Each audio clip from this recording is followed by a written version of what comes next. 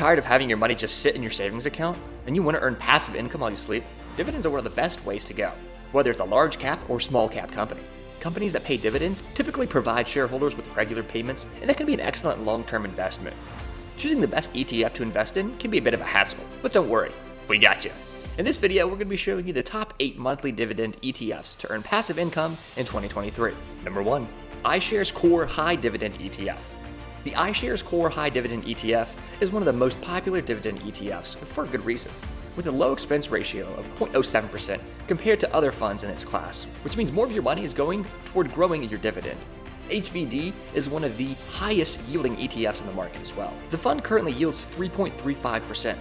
That might not seem like a lot compared to other bonds or CDs with a 5% or higher rate, but it's pretty impressive considering how volatile stocks are.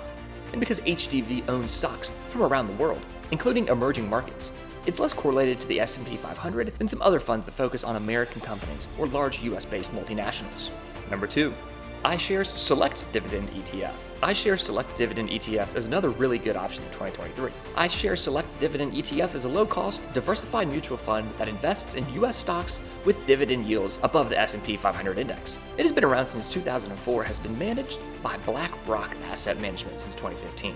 It has had an annualized return of 6.09% since its inception, which is really respectable for a diversified fund of this size and age. Is around $1 billion. Overall, we recommend iShares Select Dividend ETF as a solid option for investors looking for a way to grow their portfolios over time without taking on too much risk or volatility. This fund is about a 4% yield. JP Morgan Diversified Return International Equity ETF, also known as JPIN. JPIN is a global equity ETF that focuses on high dividend-paying stocks. JPIN can be used as a way to generate income in your portfolio, but it also offers some diversification benefits if you're looking to add international stocks to your portfolio. The fund has an expense ratio of 0.12%, which is lower than most other dividend ETFs and index funds. Schwab US Dividend Equity ETF. Schwab US Dividend Equity ETF is a passively managed ETF that invests in US companies that have increased their dividend payments for at least the past 25 years.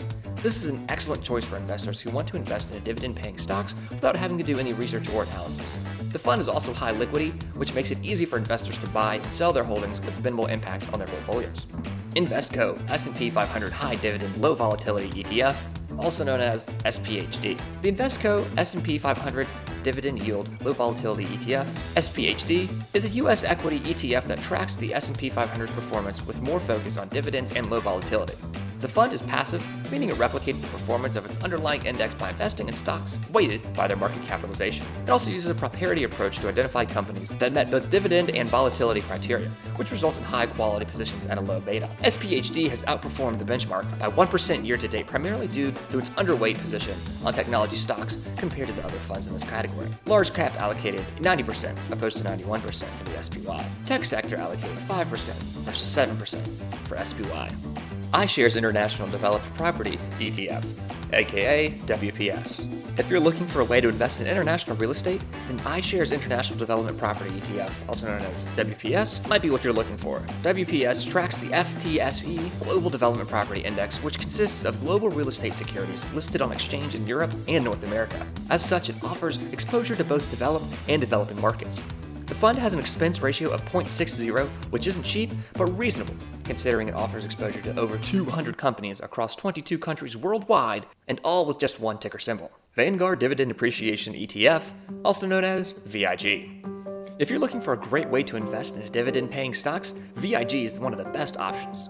VIG's low expense ratio, low turnover rate, and beta makes it ideal for investors who are willing to take on more risk but also want more growth. VIG's expense ratio is 0.10, which is quite a low expense ratio compared to the other index funds on the market.